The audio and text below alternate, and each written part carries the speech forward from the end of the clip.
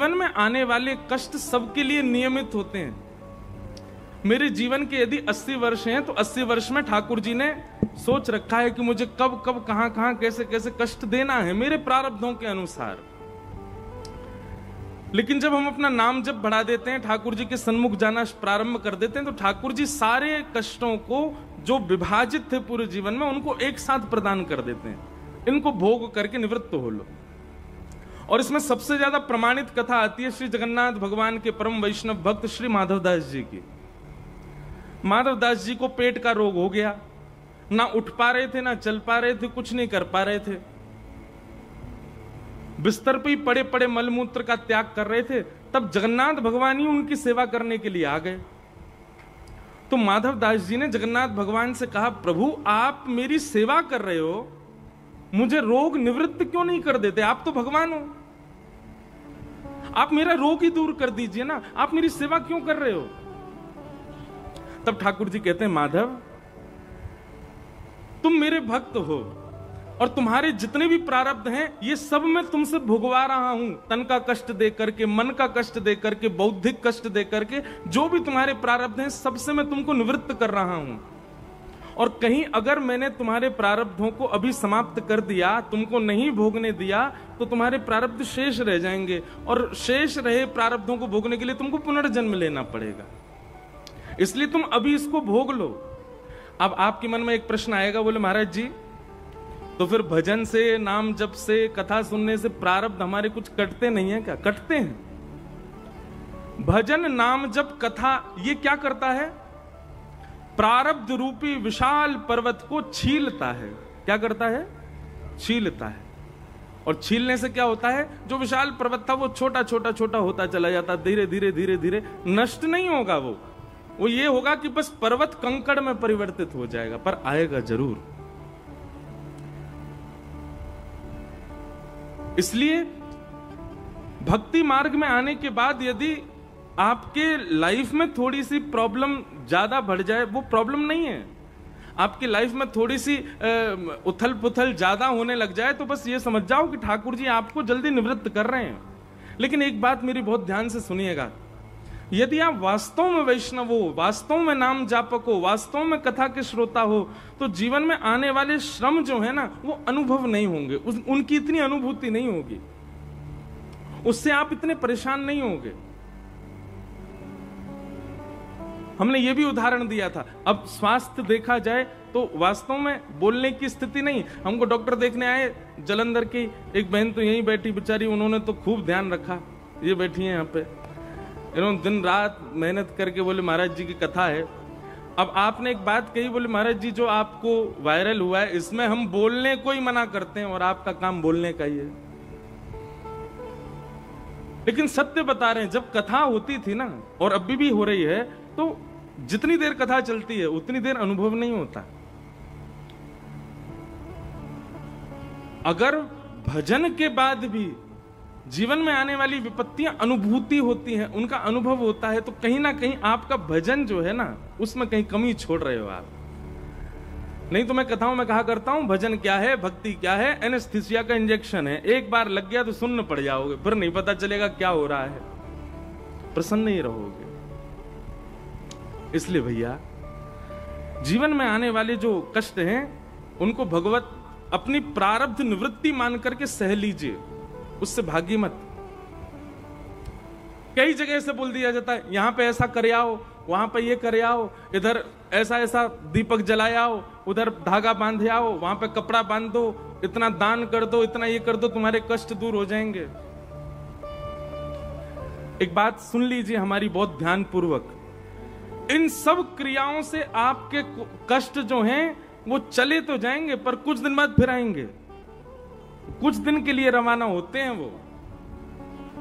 इसलिए भैया जब आए भोग लीजिए उसको, उससे परेशान मत होइए। फिर किन्हीं का प्रश्न है कि निर्गुण और सगुण क्या है, इनके बारे में हमें बताओ। वायु, अदृश्यता, मेरे और आपके बीच में जो ये खालीपन है ये निर्गुण भगवान है, इसमें भी परमात्मा है पर हमको दिख नहीं रहा है। पर हम लोग कौन है? हम सगुण परमात्मा के उपासक हैं। हमारे ठाकुर जी वहां बैठे हैं, मुरली बजा रहे हैं, वस्त्र धारण करके बैठे, मुकुट पहना हुआ, ये सगुण भगवान।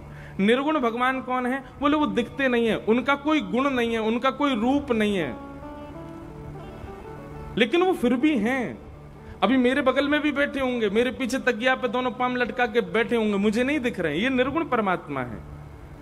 और सगुण परमात्मा कौन? वही निर्गुण परमात्मा जब एक रूप धारण करके विराजमान हो गया तो वही सगुण परमात्मा। ठीक बताएं तो जैसे जल, पानी, वो है निर्गुण परमात्मा, उसी को फ्रीजर में रख के जमा दो तो वो आइस क्यूब बन जाएगा, वही होगी सगुण परमात्मा। निर्गुण और सगुण, निर्गुण है सो पिता हमारा, सगुण है महतारी, किसको निंदे किसको बंदे, दोनों पडला भारी। हम आप सब लोग सगुण के उपासक हैं, पर कभी कभी हम निर्गुण को भी मानते हैं। जैसे बस में चल रहे हैं और बस में चलते चलते श्री राधारमण जी का बस में बैठे बैठे स्मरण कर लिया, हे राधारमण लाल आपके श्री चरणों में प्रणाम। अब नेत्र बंद करके तो सगुण का स्मरण किया, पर प्रणाम हमने किसको किया? सिर किसके आगे झुकाया? वायु ही निर्गुण ब्रह्म है, हमने उसको प्रणाम किया। फिर आपने कहा क्या हम निर्गुण रूप की पूजा कर सकते हैं? कर लो, कर सको तो, कठिन बहुत है। निर्गुण की उपासना बहुत कठिन है। काय को पीछे पड़ो निर्गुण के? सगुण के कोई सुंदरता में कमी है? क्या सुंदर त्रिभंग लली श्याम सुंदर, छोटो सो कन्हैया के बड़े बड़े नैन, बड़े बड़े नैन, यमुना जी के पार जाके ठाड़ो मारे सैन। ये सगुण परमात्मा है। क्या कमी है परमात्मा में? सगुण परमात्मा की उपासना हमारे जीवन में इसलिए है क्योंकि निर्गुण परमात्मा की उपासना में कहीं ना कहीं आपसे अपराध बन सकता है। अब निर्गुण परमात्मा की उपासना कैसे होती? नेत्र बंद करो, नेत्र बंद करके अदृश्य परमात्मा है, ब्रह्मांड का स्मरण करो, ब्रह्मांड में भी कुछ नहीं होना चाहिए, शून्य घूम रहा है चारों ओर। इतनी देर आप नेत्र बंद करके बैठे रहोगे, ऐसा हो ही नहीं सकता कि आपके चित्त में कोई दूषित भावना उत्पन्न ना हो। इसलिए हमारे गुरुओं ने, आचार्यों ने, ठाकुर ने भी सगुण रूप धारण किया कि मेरा एक रूप है, मेरा एक वर्ण है, मेरी एक कला है, मेरा एक स्वरूप है, उसका चिंतन करो। निर्गुण की उपासना बहुत कठिन है, इसलिए आप सगुण की ही करो। फिर किन्हीं का प्रश्न है, मैं इस समिति का ही हूं जो कथा करा रहे हैं, लेकिन महाराज जी कथा के बीच में समिति के कार्यों से मुझको उठ के जाना पड़ता है, और जब मैं जाता हूं तो मुझको बार बार लगता है कि मैंने कोई अपराध किया जो मुझे कथा छोड़ के जाना पड़ता है। ऐसी बात नहीं है। जब आप एक कार्य के लिए चुने जाते हैं तो आपके लिए वो कार्य ही प्रधान होता है। अब जैसे इतनी कथा हो, अब एक छोटा सा उदाहरण सुनिएगा। परीक्षित को सुखदेव जी ने कथा सुनाई, पर ये परीक्षित पहले से कथा के श्रोता नियुक्त हो चुके थे, इनको पहले ही पता था कि मुझे कथा सुननी है। वो कैसे? तो श्रीमद् भागवत जी में एक महात्म्य में कथा आती है, बहुत ध्यान से सुनना। जब भगवान के परपौत्र वज्रनाभ वो जब वृंदावन आए, भगवान के स्वधाम जाने के बाद, सब लोग बहुत ध्यानपूर्वक सुनो, इधर देखो, बिल्कुल एकाग्र चित्त से सुनना। भगवान के परपौत्र वज्रनाभ जब वृंदावन आए तो वृंदावन आकर के जब उजड़ा हुआ वृंदावन देखा, क्योंकि भगवान के जाने के बाद सब बिल्कुल शांत हो चुका था, तब वज्रनाभ ने अपने चित्त को सुख देने के लिए, और 16,100 पटरानियां भी भगवान के वज्रनाभ के साथ थीं, उनको सुख देने के लिए सांडिल्य मुनि से पूछा कि हम क्या करें जिससे हमारे चित्त को सुख मिले। तब सांडिल्य मुनि ने और श्री यमुना महारानी ने आज्ञा दी कि आप लोग गिरिराज जी में जाकर के कीर्तन करो, तब लता पत्रों में से श्री उद्धव जी आएंगे, वो आपको कथा सुनाएंगे, उस कथा से आपका मन शांत होगा। तब वज्रनाभ जी ने इंद्रप्रस्थ के राजा, उस समय वर्तमान में कौन थे? परीक्षित को आमंत्रित किया और परीक्षित जी से कहा कि कथा सुनाएंगे उद्धव जी, हम आप सब लोग बैठ के सुनेंगे। ये बात सुखदेव जी के कथा सुनाने से बहुत पहले की है। तो श्री परीक्षित जी महाराज बड़े प्रसन्न थे कि जिन भगवान ने मेरी मातृगर्भ में प्रवेश करके मेरी रक्षा की, उनकी कथा मुझे सुनने का अवसर मिलेगा। उद्धव जी महाराज लता गुल्मों से प्रकट होकर के जैसे ही व्यास आसन पर आकर के विराजे, सारे श्रोता सामने बैठे थे। यहीं पर वज्रनाभ बैठे हैं, 16,100 भगवान की पत्नियां बैठी हैं, और यहीं थोड़ी दूरी पर ही परीक्षित बैठे हैं। परीक्षित इतने भाव में भर गए थे कि आज मुझे कथा सुनने को मिलेगी। तभी उद्धव जी ने उनको बुलाया, बोले इधर आओ। और परीक्षित से कहा, हम तुमको एक आज्ञा करना चाहते हैं। बोले क्या?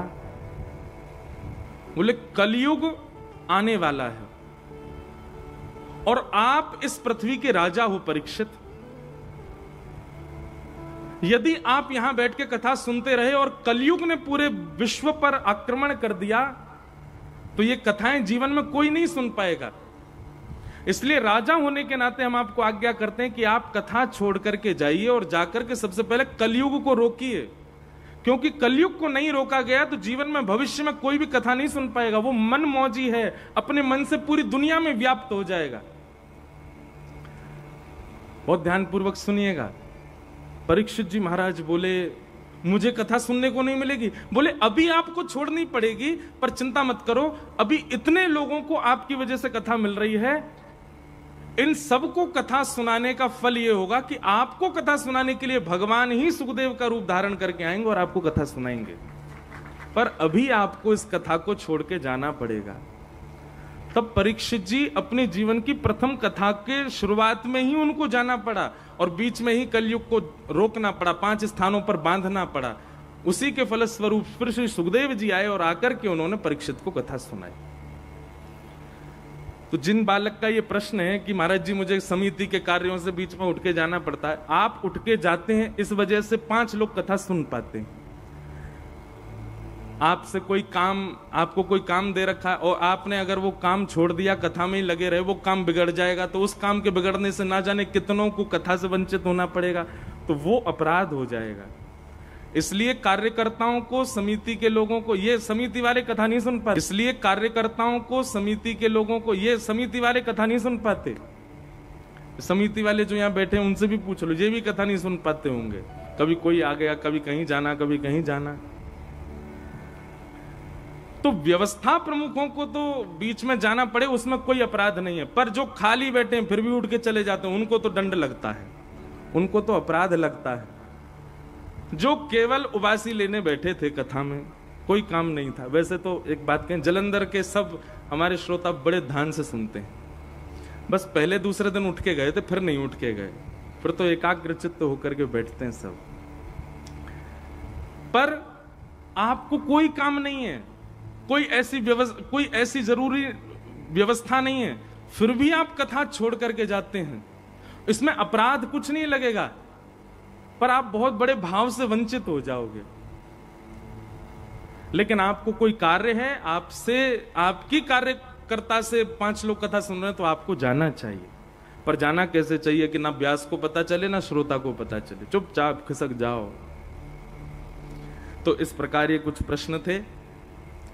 भगवान ने सब ब्रजवासियों से कहा, जिनकी शरण में आए उन पर भरोसा तो रखो।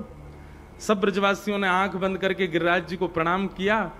नन्हे से बाल कृष्ण प्रभु ने एक तरफ से गिरिराज जी को 2 भुजाओं से अधर किया और भीतर प्रवेश करके 7 कोस लंबे चौड़े गिरिराज पर्वत को अपनी बाम हस्त की कन्नी उंगली के नख पर धारण कर लिया। बोल गिरवरधारी गोपाल की। सब ब्रजवासियों से कहा, आ जाओ आ जाओ आ जाओ, सब अपनी अपनी छड़ी लेके आ जाओ। सब ब्रजवासी अपनी अपनी छड़ी लेकर के श्री गिरिराज जी के नीचे खड़े है गए और सबने अपनी अपनी छड़ी लगा दी। बंधुओं, गिरिराज जी कितने बड़े हैं? कितने बड़े हैं गिरिराज जी? 7 कोस लंबे, और गर्ग संहिता की बात माने तो 7 कोस लंबे, 7 कोस चौड़े, 7 कोस ऊंचे। इतने बड़े हैं गिरिराज जी। 1 कोस में 3 किलोमीटर, 21 किलोमीटर के हैं गिरिराज जी। रोज तिल भर भीतर जा रहे हैं, इसलिए अब गिरिराज जी बहुत छोटे से दिखते हैं, लेकिन जब ठाकुर जी ने उठाए तब इतने विशाल थे। इतने विशाल गिरिराज जी के नीचे सब ब्रजवासी पतली पतली छड़ी लगा करके खड़े हो गए, और सब इतने जोर से लगा के खड़े हैं कि मानो इन्होंने ही गिरिराज जी उठा रखे हैं। अच्छा, हम पे 2 दिन से रोज आ रहा है, बोले महाराज जी ये बताइए, पूछरी के लौठा की हुप हुप प्यारे का मतलब क्या है? अब ध्यान से सुनो। ठाकुर जी ने जैसे ही गिरिराज जी अपने बाम हस्त की कन्नी उंगली पर धारण किए, तो विशाल गिरिराज जी कभी इधर को जा रहे हैं, कभी इधर को, बीच में ठाकुर जी खड़े हैं, तराजू की तरह गिरिराज जी ऐसे झूल रहे हैं, कभी इधर को जाम। अब हम लोगों को तो लगता था, आज तक मैं भी यही सोचता था कि ठाकुर जी ने सीधे उठा लिए, स्थिर हो गए, पर नहीं, गिरिराज जी झूल रहे हैं, कभी इधर को जा रहे हैं, कभी इधर को जा रहे हैं। तो जहां की तरफ गिरिराज जी झुकते हैं, सब ब्रजवासी अपनी अपनी छड़ियां लगाते हैं और छड़ी लगा करके सब बोलते हैं हुप हुप प्यारे। अब जैसे ही जोर लगाते हैं अपनी छड़ी की, तो वो गिरिराज जी ऊपर जाते हैं। जैसे ही ऊपर होते हैं तो सब ब्रजवासी कहते हैं प्यारे की जय हो, शाबाश है बंशी वारे, शाबाश है। अब इसमें पूछरी के लौठा कौन है? ये हनुमान जी का ही स्वरूप है। जैसे गिरिराज जी जहां को झुके, सब ब्रजवासी छड़ी लेके भागे और उन ब्रजवासीन के पास बढ़िया बिल्कुल हत्ते तगड़े श्री हनुमान जी महाराज भी आ जाएं और हनुमान जी आकर के भी अपनी अपनी अपनी भुजा लगामे गिरिराज जी को ऊपर करें, तो पूछरी के लौठा दौड़ करके आमे, तो सब उनको नाम ले में, पूछरी के लौठा की हुप हुप प्यारे। तो ये जब जय जयकार कर रहे थे सब, बीच में खड़े खड़े ठाकुर जी जोर जोर से हंसने लगे, बोले एक बार और बोलो, एक बार और बोलो। अब पल्लंग को गिरिराज जी गए तो सबने वहां जाके बोले पूछरी के लौठा की हुप हुप। ठाकुर जी को ये बहुत प्रिय है। तो जब तक गिरिराज जी ऐसे झूलते रहे, तब तक सब ब्रजवासी अपनी अपनी छड़ी लगा लगा करके यही जय जयकार करते रहे। और जब जब ब्रजवासी ये जय जयकार करें, ठाकुर जी को जोर की हंसी आवे। लाला को मुस्कुरा तो देख, सब ब्रजवासी बोले लाला, लाला को जी जय जयकार बहुत बढ़िया लग गया। अब जब भी लाला कछु विशेष करेगा, सब जय को बोलेंगे, जोर से बोलियो पूछरी के लौठा की हुप हुप प्यारे। क्या बात है बंशी वारे, शाबाश है। तो ऐसे ठाकुर जी गिरिराज जी झूल रहे हैं और सब ब्रजवासी अपनी अपनी छड़ी लगा रहे हैं। अब एक समय आया, गिरिराज जी स्थिर हो गए और ठाकुर जी बाम हस्त की कन्नी उंगली के नख पर धारण करके खड़े हैं। सब ब्रजवासी अपने अपने पसीना पहुंच रहे हैं, छड़ी लेके खड़े हैं।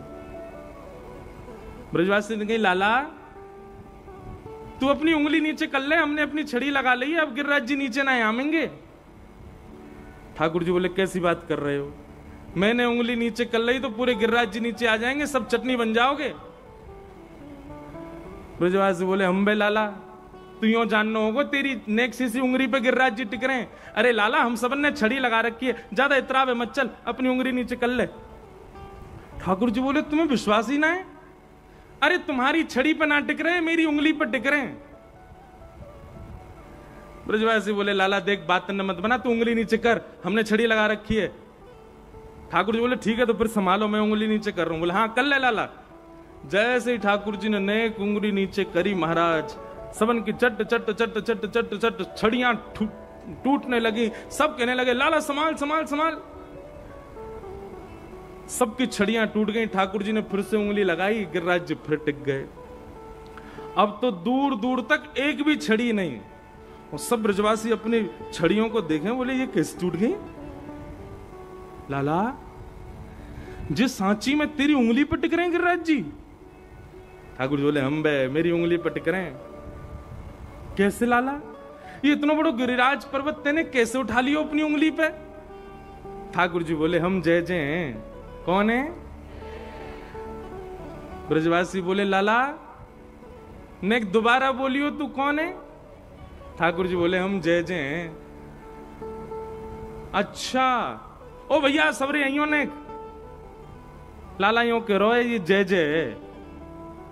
ऐसा कौन सा काम कियो लाला जय तेने जो तू जय जय?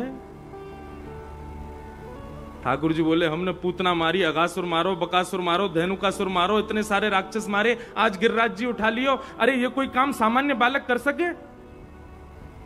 मैं साक्षात देख वो लक्ष्मी नारायण भगवान की सेवा करे, बातें मैंने 1000 बार कही, उनकी मत कर, मेरी कर ले, मैं ही लक्ष्मी नारायण हूं, ना मानो मेरी बात को। जा गोपी ने सत्यनारायण भगवान की कथा करवाई अपने घर पर, याती मैंने कही तू मेरी पूजा कर, याने मेरी बात कभी ना मानी। आज सिद्ध कर दियो ना मैंने, मैं ही भगवान हूं, मैं ही जय जय हूं, मैं ही परमात्मा, मैं ही त्रिलोकीनाथ हूं। मधुमंगल सीधाम बोले मोह धोवो आवे ना बनो जय जय।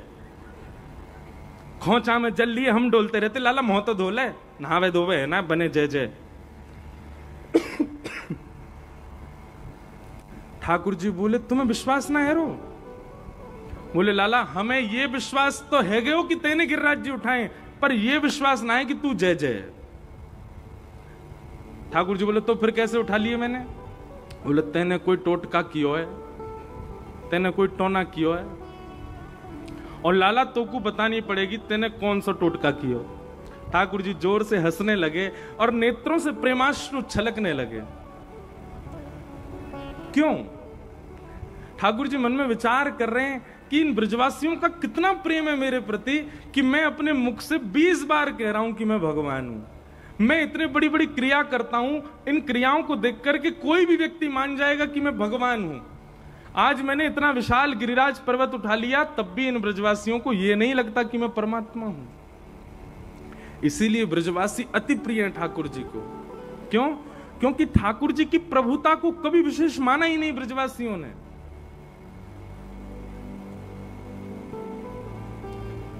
हम लोग कैसे हैं पता है? हम आपका स्वभाव कैसा है? हम व्यक्ति की प्रभुता देख करके ही उससे संबंध बनाते हैं, उसकी विशेष गुण पर ही रीच करके उसको अपना मानते हैं, पर ब्रजवासी नहीं। सब ब्रजवासी कह रहे लाला जल्दी कर, जल्दी बता तेने कैसे उठाए गिरिराज जी। मधुमंगल श्रीदामा बोले हम भी अभी बैठेंगे, टोना टोटका हम करेंगे, हम उठाएंगे एक एक गिरिराज। जल्दी बता लाला तेने कैसे उठाए हो। ठाकुर जी बोले अब क्या बताऊं मैं इनको। सहज भाव में ठाकुर जी कह रहे हैं कछु माखन को बल बढ़ो, कछु गोपन करी सहाय, श्री राधे जू की कृपा सो मैंने गिरिवर लियो उठाए। अरे भैया ब्रजवासियों, जे सब भैया तुम सत्य कह रहे हो, मैं कोई जय जय ना हूं, तुम सबन की कृपा से ही मैंने गिरिराज जी उठाए हैं। ब्रजवासी बोले लाला कैसे उठाए, उन्हें बता देने। बोले तुम सबन के घर से चुरा चुरा के मैंने मक्खन खायो, वही मक्खन सो मुंह में इतनो बल आ गयो। मैं अकेलो यशोदा मैया के घर को मक्खन खातो तो इतनो बल नहीं आतो, पर ऐसी मेहनत कर करके गोपी मक्खन निकासे और वह मक्खन को जाए जाए के मैंने चुरायो, वही से मुंह में ताकत आ गई, मैंने गिरिराज जी उठा लिए। लेकिन इतने ते काम नहीं चलो, और बोले कुछ गोपन करी सहाय, आप गोप ग्वालन ने मेरी बड़ी सहायता करी। गोप ग्वाल बोले लाला सहायता तो हम कर रहे, हमने छड़ी लगाई लेकिन छड़ी टूट गई हमारी। वो ना जे बात ना है तो बोले जैसे ही मैंने गिरिराज जी धारण किए माखन के बलते, तो आप सब लोगों की दृष्टि मेरी उंगली पे गई, और इतने सारे लाखों वैष्णव ब्रजवासी ने जैसी मेरी उंगली को देखो तो सबन की नेत्रन से दिव्य शक्ति निकल करके मेरी उंगली में आ गई, और आप सबन की शक्ति से मैंने गिरिराज जी उठा लिए। अब बताओ, मैं और आप उस समय ठाकुर जी के पास होते और ठाकुर जी हमसे यूं कहते कि तुम्हारे देखने की वजह से मेरी उंगली में शक्ति आ गई, हम मानते कभी इस बात को? नहीं। क्यों? क्योंकि हम चतुर बहुत हैं, हमारे अंदर चतुराई बहुत है। हम लोगों को बात बात है ये कोई बात है, देखने से कोई शक्ति आ जाती है? पर ब्रजवासी इस बात को मान गए, क्योंकि ब्रजवासी सब भोले बहुत हैं। ब्रजवासी के अच्छा लाला हमारे देखवे से तेरी उंगली में शक्ति आ गई। बोले और नहीं तो तुम सबन की शक्ति यहां में आ गई, मैंने गिरिराज जी उठा लिए। ब्रजवासी आपस में गए, तभी तो हम कहें आजकल हम इतने कमजोर कैसे है गए। आजकल चलते चलते सांस फूल जाए हमारी, अब पता चली हमारी शक्ति चुरा ली है लाला ने। ओहो लाला, हमारी शक्ति चली गई लाला में। महाराज इतनो सुनते ही ब्रजवासी ने अपने अपने घर की 56 भोग की डलिया खोली और लिए महाराज मोहन थार उड़ामे, बालूशाही खामे और मेवा बाती खामे। कोई बूढ़ा बुजुर्ग आके बोला अरे तुम्हें शर्म नहीं आ रही, यहाँ लाला गिरिराज धारण करके खड़ो और तुम्हें जेमने की पड़ रही है। ए बाबा तू ना जाने, कहीं ना लाला ने अभी हम खामे, हमारे भीतर शक्ति बने और फिर हम लाला को देख लें तो हमारी शक्ति लाला में चली जाए। ये 56 भोग सब हम पामेंगे और फिर लाला को निहारेंगे तो हम सबन की शक्ति लाला में जाएगी, वही से तो गिरिराज जी उठावेगो लाला। ठाकुर जी खूब हंस रहे हैं। जय हो ब्रजवासी, इनकी जय हो, इन सबन की बातन की बलिहारी। कितने भोरे हमारे ब्रजवासी। और श्री राधे जू की कृपा सो मैंने गिरिवर लियो उठा। भैया गर्गाचार्य जी पहले ही बोल गए थे यशोदा मैया को, तुम्हारो लाला जब भी कोई दिव्य क्रिया करेगो तो बरसाने के गोप वृषभानु जी की पुत्री राधा रानी की ही कृपा होगी तभी ये कर पाएगो, नहीं तो नहीं कर पाएगो। आज ठाकुर जी गिरिराज जी धारण करके खड़े हैं, यशोदा मैया सब गोप ग्वालन में ढूंढ रही है राधा रानी कहां है, अरे भैया किशोरी जी कहां हैं, अरे वृषभानु की लाली कहां है। 3 दिन तक ढूंढती रही यशोदा मैया पर किशोरी जी नहीं मिली। तब अंत में आकर के लाला के चरण दबाने लगी यशोदा मैया, मेरे लाला की शक्ति कहीं खत्म नहीं है जाए, अरे वो वृषभानु की लाली मिली नहीं रही है। तभी यशोदा मैया ने देखी, बोले लाला तो बड़ा आनंद में खड़ा है, या को तो नेक भी थकान ना है रही, कहीं ऐसा तो ना है छुप करके कहीं बैठी हो वृषभानु गोप की लाली और वहीं से ही लाला की शक्ति बढ़ा रही हो। तभी यशोदा मैया ने पीछे गुफाओं में खोजना शुरू किया, तो ठाकुर जी जिस शिला पर खड़े थे उसके ठीक पीछे जाकर के देखा तो वहां पर सुख आसन में अपने नेत्रों और भ्रगुटी को आकाश की ओर करते हुए किशोरी जी खड़ी हैं और दिव्य नेत्रों से एक ओजमयी एक प्रकाश निकल रहा है, उसी प्रकाश पर ही गिरिराज जी आकाश में टिके हुए हैं। श्री राधे जू की कृपा सो मैंने गिरिवर लियो। मैं तो कथा में कह दूं भैया, ठाकुर जी तो केवल दिखावे के मारे यूं खड़े है गए, वास्तव में गिरिराज धारण तो हमारी श्री जी ने किया है, गिरिराज धारण तो हमारी किशोरी जी ने किया है। और ठाकुर जी को तो फिर भी उंगली लगानी पड़े, किशोरी जी तो अपनी केवल भ्रगुटी मात्र पर गिरिराज जी धारण कर ले, ऐसे हमारी किशोरी जी। बोलो वृषभानु दुलारी की। श्री जी किशोरी जी हमारी लाडली जी हैं, उन्हीं की कृपा से ही गिरिराज जी धारण हो।